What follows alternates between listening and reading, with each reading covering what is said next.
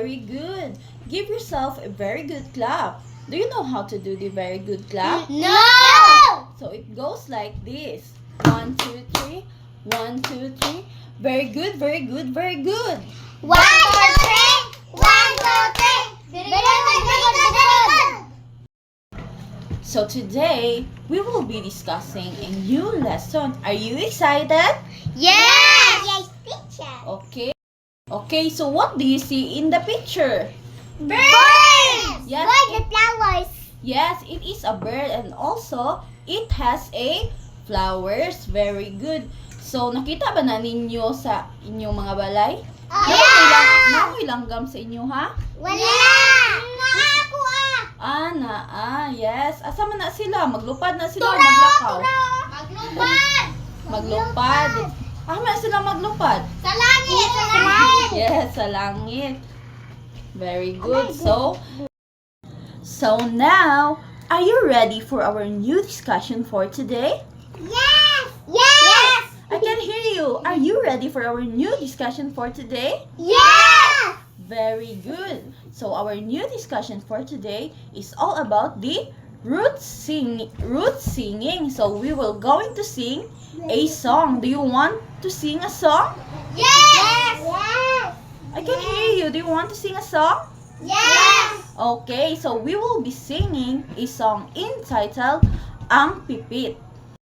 Okay, before we will proceed to our new discussion for today, let's first read our learning objectives. So at the end of the lesson, the pupils are expected to, the first objective, define the root singing, and the second objective is sing the song Ang Pipit using the root singing method with correct melody and rhythm. And the third objective is show kindness and concern for animals through participation in class discussion. So now, we will be going to sing a song. Do you want to sing a song? Yes! I can hear you. Do you want to sing a song? Yes! Okay, so now we will be going to sing a song entitled Ang Pipit. Are you familiar with this song?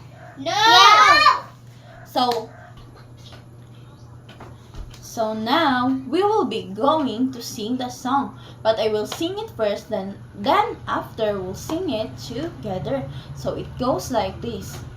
May pipit sa sanga ng isang kahoy at nahagip ng bato ang pakpak ng munting ibon.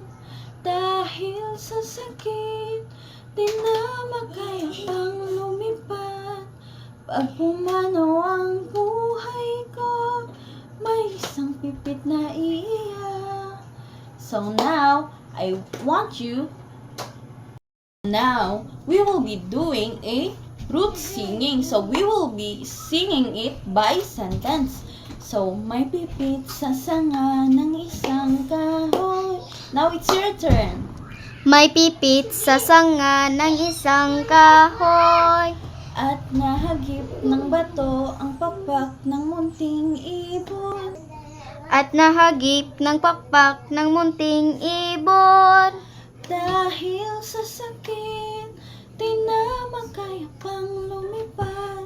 Dahil sa sakit, di na makaya pang lumipad.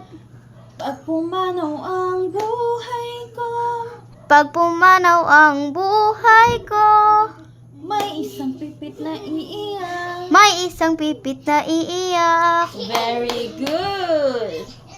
So now, I guess all of you already know how to sing the song Ang Pipit.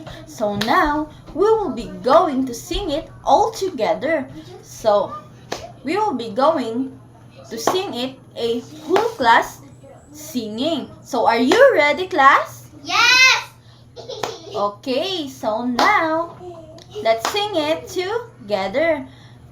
Now, you will be going to sing it all together. So now, you may now start singing.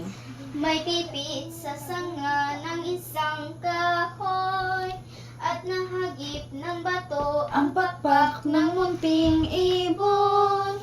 dahil sa sakit, di na makaya pang lumipad.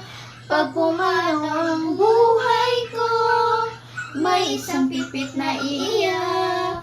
Very good. Give yourself a very good clap. So, 1, 2, 3. 1, 2, 3. Very good, very good, very good. So now, I guess all of you already understand our discussion for today. So now, for further more understanding, I want to ask you all one question. So I want you to share your feelings and understanding about the song Ang Pipit. So if you want to answer, please raise your right hand. Okay, Princess? So what is your thoughts or your feelings or else your understanding about the song Ang Pipit? So you will now start answering. Kung nasabtan, sir, naday pipit sa isang kahoy. So now, Princess, you may now start answering. Ako nasabtan sa akong gikanta, sir, naday pipit sa isang kahoy. Dayon. Then, pag naday mo pusil sa iya ha, loido kay siya kay naday mabilin daw yung mga anak. Yes. You already understand what is our discussion for today. Very good. So now, we will be going to answer it and evaluation. So now, I want you all to get a 1/4 sheet of paper and answer these following questions. Are you done, class? Yes! Very good. So now, copy your assignment. Are you done, class? Yes! So that's all for today. Goodbye, class. Goodbye, teacher.